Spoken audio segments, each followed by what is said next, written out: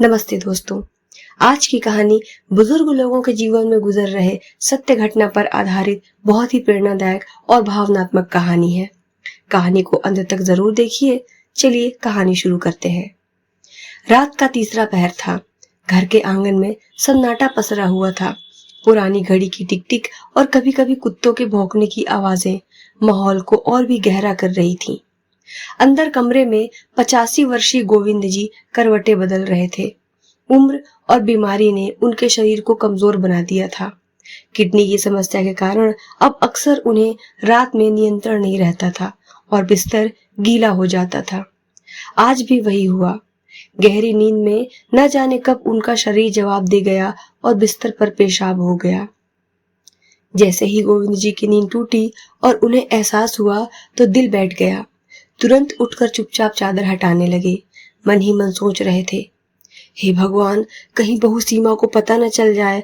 कल ही तो उसने नई चादर बदली थी और खूब गुस्सा जताया था कि अगर एक बार और ऐसा हुआ तो वह हाथ नहीं लगाएगी। यहाँ तक कह दिया था कि घर छोड़कर चली जाएगी। डर से उनके हाथ तेजी से चलने लगे। चादर गीली और भारी हो चुकी थी, फिर भी उसे किसी तरह खींचकर बाथरूम में ले गए।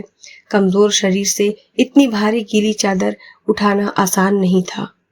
उनके पैर कांप रहे थे, सांसें तेज हो रही थीं, लेकिन मन में बस एक ही बात थी, कहीं बेटे या बहू की नींद न टूटे, नहीं तो फिर सुनना पड़ेगा।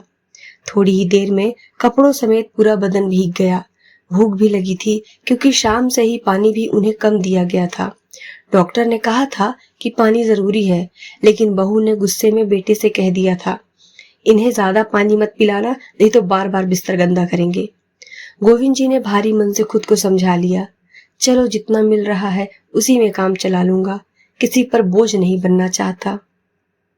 लेकिन तभी अचानक उन्होंने दरवाजे पर कदमों की आहट सुनी। जैसे ही पीछे मुड़े तो सामने बेटा मनोज और बहू सीमा खड़े थे। गोविंद जी का चेहरा शर्म और डर से लाल पड़ गया था। हाथ जोड़कर बस इतना कह पाए, बहू अब नहीं होगा, मैंने साफ कर दिया है, इस बार मुझे माफ कर दो। बहू सीमा का चेहरा गुस्से से तपने लगा। उसने नाक पर आंचल रख लिया और तीखे स्वर में बोली, देख लिया मनोज, फिर से वही कर दिया इन्होंने। बदबू से पूरा कमरा भरा है। मैं अब यहाँ और नहीं रह सकती।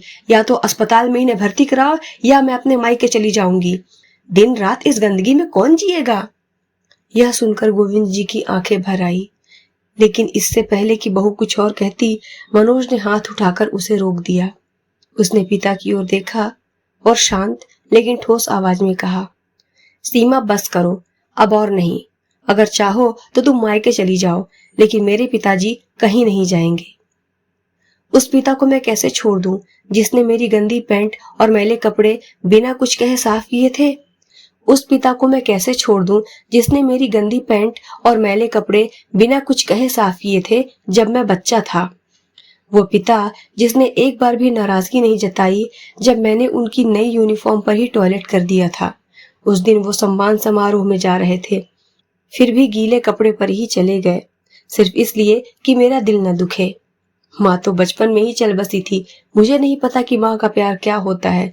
मैंने तो अपने पिताजी से ही माँ और बाप दोनों का प्यार पाया है। मैंने बचपन में न जाने कितनी बार पैंट में पॉटी की होगी, कितने ही बार तो पापा के खाने के वक्त ही कर देता था, पर पिताजी बिना झुंझलाए प्यार से साफ कर देते थे। आज जब पिताजी बीमारी में इस हाल में हैं, तो मैं उनसे मुंह मोड़ लूं? अगर मेरी जगह यह तुम्हारे पिता होते तब भी तुम यही कहती। मैं मानता हूँ कि तुम अपने मन में मेरे पिता के लिए अपने पिता जैसी भावना नहीं ला सकती, क्योंकि उन्होंने तुम्हारा कुछ नहीं किया, पर मेरा तो किया है। तुम भले ही कुछ न करो, पर मुझे रोकने का भी तुम्हें कोई अधिकार नहीं। सीमा कुछ कहने ही वाली थी, पर बेटे की बातों ने उसका गला रोक दिया। मनोज ने पिता के कांपते हाथों को पकड़कर कुर्सी पर बैठाया।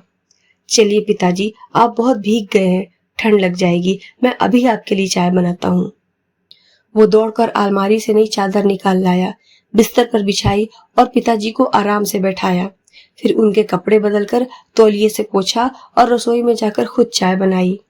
कुछ ही देर में गरम गरम चाय लेकर मनोज आया। कप को दोनों हाथों से पकड़कर पिताजी के सामने रखते हुए बोला, लीजिए पापा, चाय पी लीजिए। आप हमेशा हमें पिलाते थे, आज आपकी बारी है। गोविंद जी के कांपते हाथ चाय का प्याला थामते हुए बेटे के सिर पर आशीर्वाद देने को उठ गए। आंखों में आंसू लुढ़क पड़े। उन्होंने सामने की दीवार पर टंगी अपनी पत्नी शारदा देवी की तस्वीर की ओर देखा और मन ही मन बोले, देखो शारदा, तुम कहती थी ना मैं चली जाऊंगी तो तुम्हारी सेवा कौन करेगा। देख लो तुम्हारा बेटा कितना बड़ा हो गया है, अब यही मेरा सहारा है। बहू सीमा दरवाजे पर खड़ी थी। बेटे और पिता के बीच यह मंजर देखकर उसका दिल भी पसीज गया था। उसके चेहरे से गुस्सा गायब हो चुका था और आंखों से पछतावे के आंसू बह रहे थे। यह कहानी सिर्फ एक बूढ़े पिता की नहीं बल्कि हर उस माता पिता की है जिनका बुढ़ापा उनके बच्चों की जिम्मेदारी है। बचपन में जो माँ बाप हमारी गंदगी साफ करने से लेकर हमें हर सुख देने में कभी पीछे नहीं हटे, क्या बुढ़ापे में हमें उनका सहारा नहीं बनना चाहिए। क्यों बुढ़ापे में माता पिता हमें बोझ लगने लगते हैं। क्या हम भूल जाते हैं कि आज जो हम हैं उनकी कुर्बानियों की वजह से हैं। दोस्तों, अगर यह कहानी आपके दिल को छू गई हो तो कमेंट में लिखिए, माँ बाप सबसे बड़ा धन है। और ये वीडियो पसंद आई हो तो वीडियो को लाइक करके चैनल जरूर सब्सक्राइब कर लें। साथ ही फेसबुक पेज को भी जरूर फॉलो करें। राधे राधे।